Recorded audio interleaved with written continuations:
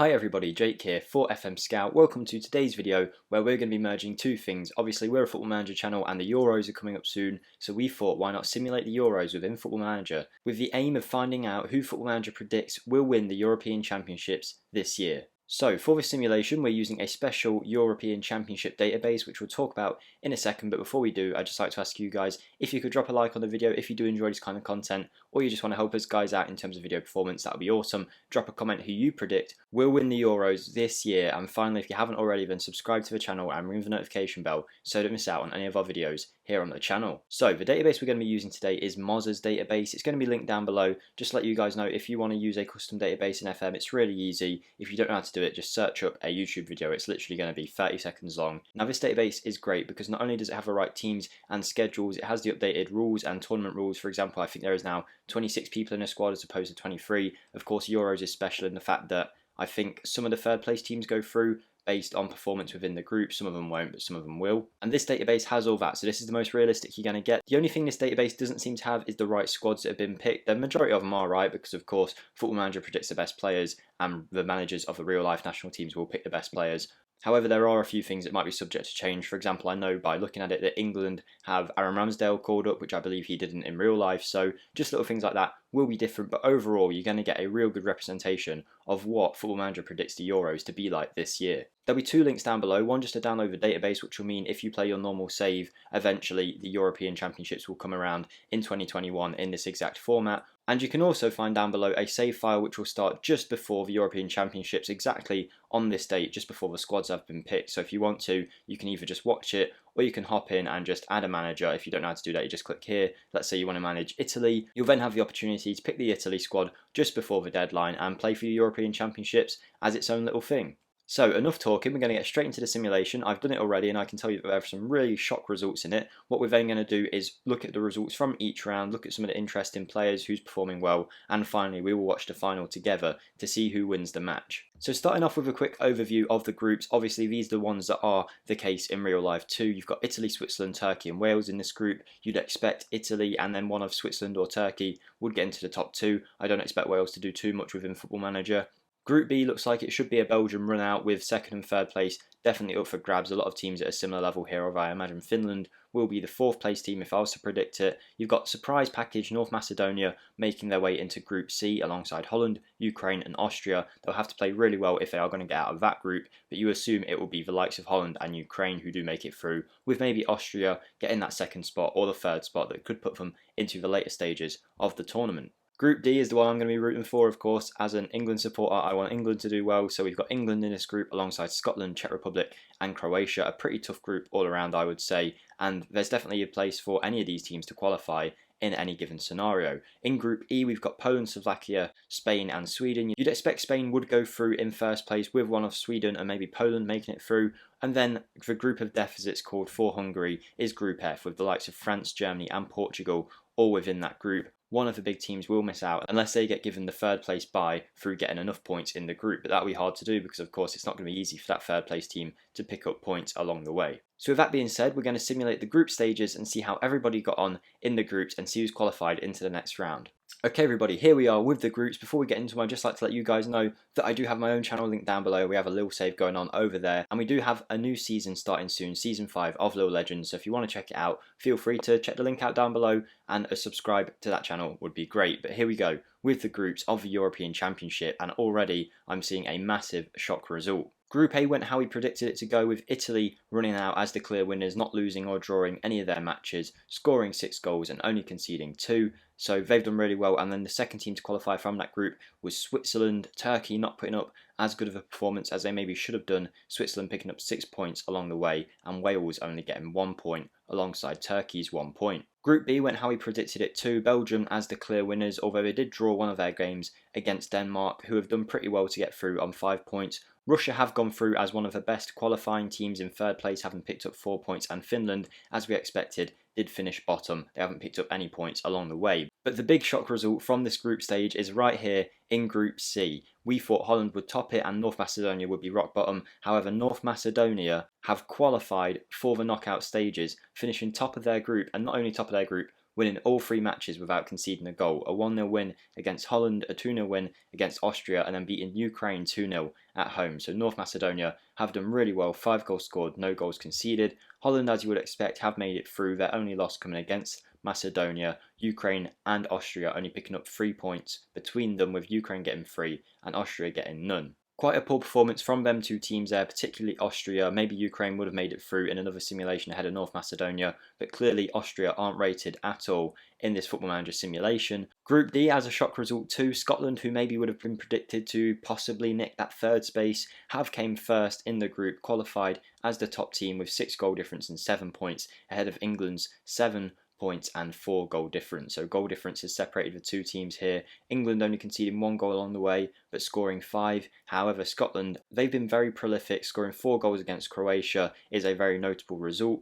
Croatia have just scraped through as the 3rd place team. They had the same amount of points as Ukraine, who didn't make it through, but the goal difference has helped them. Czech Republic have had a really poor tournament, finishing bottom with no goals scored and no points picked up. I think that's an error on Football Manager's part. I think Czech Republic will actually do quite well this tournament, and I've said before, but I expect them to get out of this group in some kind of shock result. I think they will go through and maybe be a threat later on in the competition. I think they'll do quite well, but that's just my prediction. I don't know too much about them. It's just the feeling I get when I look at their squad. Group E is actually quite a surprising result. Of course, Spain have finished top, but not in the way you would have expected them to. They only won 1 game against Slovakia and drew the rest. Slovakia were the only team from the group not to make it through. Poland qualifying in 3rd place with 4 points. Very unlucky not to get that 2nd place spot, as they got the same amount of points as Sweden, but Sweden happened to score 1 more goal. So I thought Spain could have done better there. I don't think Spain will do too well in real life at the tournament either. That could come back to bite me, but I think this is probably about right. I think they're a good team, but maybe not as good as some of the other bigger nations in the tournament.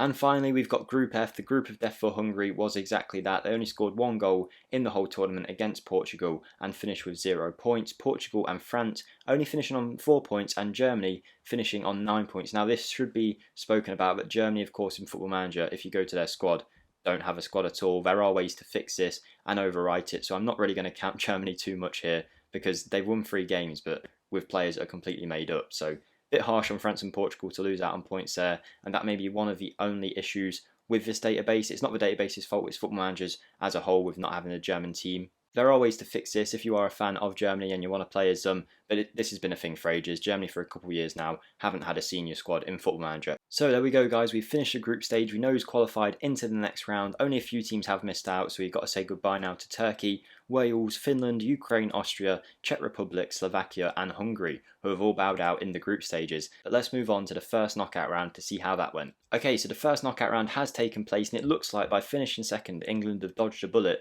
because tabletop in Scotland had to play Portugal in a very interesting match, which we'll get into in a second. But we started off with England versus North Macedonia. England have gone and won 1-0, North Macedonia doing themselves proud there. Currently, they've got the top goal scorer in the competition in, who's this? Goran Pandev. He's played 111 times and he's 37 years old. He's really came out of his shell for this tournament and he's done awesome for North Macedonia. But England have knocked him out and made it through into the next stage. The game was won by a Raheem Sterling goal in the 4th minute apparently, with England then holding on for the rest of the game and doing quite well by the looks of it in terms of the average match ratings. So England are through into the quarterfinals.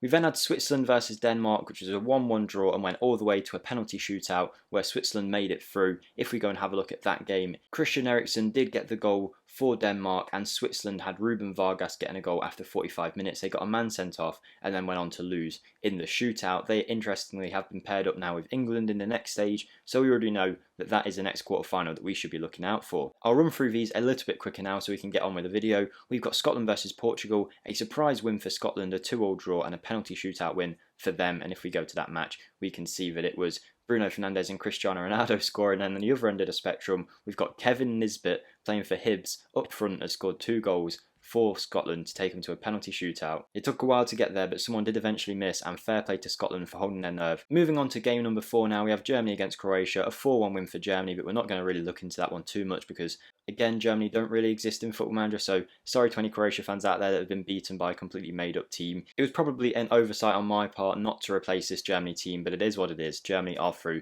into the next round. We then have Poland giving Belgium a very close game, Belgium making it a 2-1 win in extra time. Unlucky from Poland there. You would assume it's Lukaku all over it. It wasn't actually. It was Milik, and then only in the 94th minute did Carrasco score to take him into extra time where Mertens scored.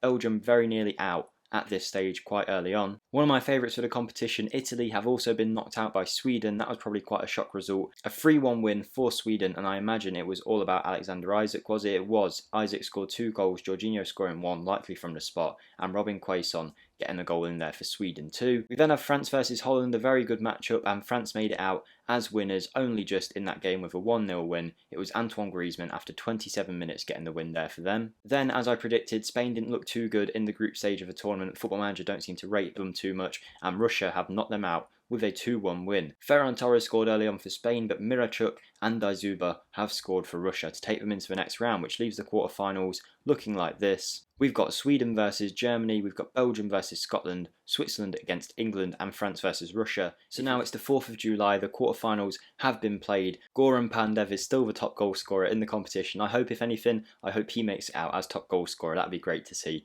for North Macedonia. But as I did predict, the 4 teams that we thought would go through did, although England and France particularly giving quite a close game there, and Belgium too, to be honest, against Scotland. Germany unfortunately did knock out Sweden 2-0, again probably a fault on my end for not putting Germany's team in. We had Belgium beating Scotland 2-1, it was a close run game by the looks of it, and if we go and have a look, was it the Lukaku show? It wasn't. Scott McTominay did score 1 goal, Lukaku did get 1, and Kevin De Bruyne scored another. Scotland there for about 30 minutes probably thought they might make it into the next stage of the tournament, and they're unlucky to miss out. Remember, Belgium almost got knocked out in the last stage if it wasn't for a 94th minute Carrasco goal. We then had England beating Switzerland 1-0, England not looking too convincing in their game so far, but they're getting the job done at least, and I'm sure England fans won't mind that too much. Harry Kane getting a goal after 34 minutes, and that was that for that match. Trying to go through these as quick as possible, we've got the final quarter-final stage, and it was France versus Russia. That was a 1-0 win for France. You might have expected them to dominate a little bit more, and Anthony Martial, who I believe didn't get called up in real life, could be wrong there, but I don't think he did, have scored to make it 1-0 to France, and that means the semi-finals are this: France versus England, and then after that, Belgium versus Germany. I'd like to see Belgium beat Germany, and of course, as an England fan, I'd like England to beat France, but I assume it's going to be a France-Germany final. I hope it's not though, I hope it will be England and Belgium. I just don't want this Germany team of made up players to make it through. So let's quickly hop over to the semi-final now to see how we get on, and then we'll watch the final together to see who wins the tournament. Okay everybody, the semi-finals have taken place, the results have gone the way we want to. I'd just like to say thank you to you guys who are watching. Right now, obviously this is a bit different to what we usually do on the channel. It's been a while since we've done a little experiment like this, so if this is more of what you want to see, let us know, and if it's not, also let us know too. So we've got Belgium here in the first game against Germany, thankfully knocking out this fake Germany team. Belgium winning 2-1. Was it the Lukaku show? I expected him to be top goal scorer in the tournament. He got 1, Carrasco got another, and we're not going to talk about the Germany player who scored because he's not real. Thankfully though, just one more thing to look at. Goran Pandev is still on 4 goals. It looks like he might actually make it out as top goal scorer in the competition, but it was a 3-1 win for England. They saved all their goals for this game. Lucky to make it to this stage, to be honest, based on the way that they've been playing. However, they have gone and knocked out one of the favourites for the tournament, with France getting another goal from Anthony Martial. Did he score in a 62nd minute last time? Let me have a look quickly. Against Russia, 62nd minute. Anthony Martial loves it in the 62nd minute, I tell you. Harry Kane scoring 2, and Harry Maguire getting the other goal. It was a tale of the 2 Harrys, and that means that we have a final setup of Belgium versus England. 2 probably favourites for the tournament, I might say. Probably not the biggest favourites, but they're definitely up there with people who we expect could potentially win the competition in real life this year. And as a Final Four, it seems like Football Manager have kind of predicted that right. They're the kind of teams that you'd expect to be in the Final Four if things play out the way that we expect them to, which they never do in international tournaments. But we've got Belgium versus England. We'll watch the match together and see who comes out as winners in the final. So here we go guys, we're at the final. Belgium versus England. Is it going to be heartbreak for England yet again in an international tournament? Or will it be a win for Belgium's golden generation? They've been expected to win something since they've all been together. A lot of them are getting towards the end of their careers now. Will they potentially win something here?